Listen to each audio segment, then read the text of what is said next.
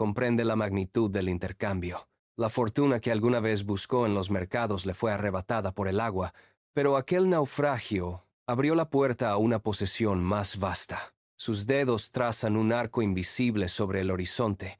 No hay rastro de carencia en su respiración.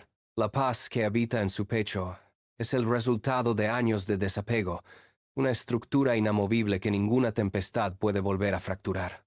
Zenón exhala lentamente, sintiendo el aire salado llenar sus pulmones. La pérdida de sus bienes materiales fue el primer paso hacia la conquista del cosmos entero. Se mantiene inmóvil, aceptando que el destino no le quitó nada, sino que le devolvió la libertad absoluta al liberarlo del peso de lo que no depende de sí mismo. El sol desciende hasta tocar la cresta de las olas. La luz dorada baña el puerto, tiñendo de naranja el agua y las piedras. Zenón no parpadea. Sigue el movimiento del astro con la mirada, sintiendo cómo el calor disminuye sobre su piel. A medida que el disco solar se sumerge en el Egeo, la claridad del día comienza a diluirse.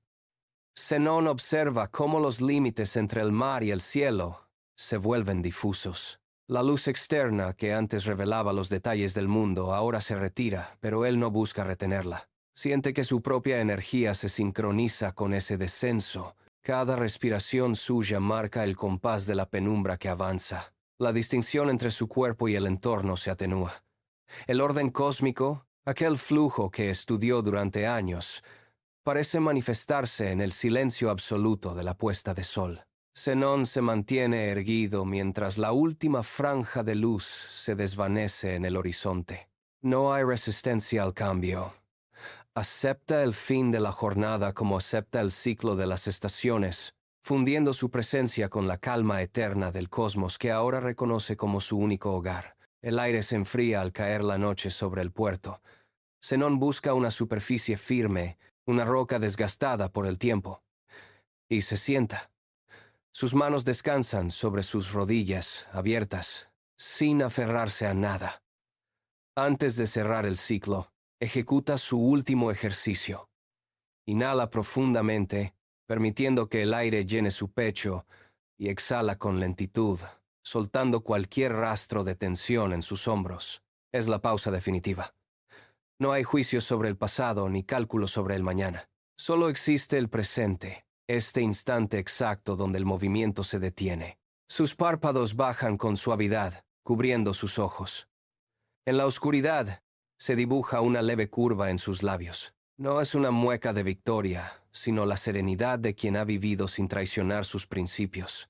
El pulso de Zenón se ralentiza, acoplándose al ritmo constante de las mareas que golpean los muelles. Su respiración se vuelve imperceptible, fundiéndose con el silencio del entorno. En ese punto de quietud absoluta, el mercader que naufragó hace décadas y el sabio que ahora descansa son una misma entidad, alcanzando la paz total en el cumplimiento de su deber. El puerto queda en silencio bajo el cielo estrellado. Sobre la roca donde Zenón descansó, solo queda el rastro de su presencia. La tela que cubría su cuerpo permanece allí, extendida sobre la piedra, ajena al movimiento de las mareas. Esa pieza de tejido, sencilla y sin adornos, se convierte en el único testigo de una transformación radical. Ya no hay mercader, ya no hay naufragio. Solo persiste una lógica que desafía el paso de los siglos. Imperios se levantan y se desmoronan en los mapas, pero los principios que él trazó en la arena siguen vigentes.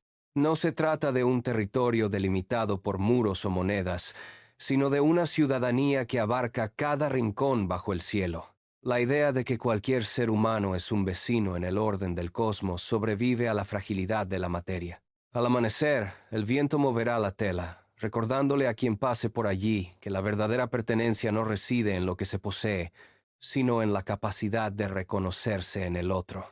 El legado no es un monumento de piedra, sino la convicción compartida de que, sin importar el lugar o la época, cada individuo es un ciudadano del mundo. La cámara se eleva, alejándose de los muelles.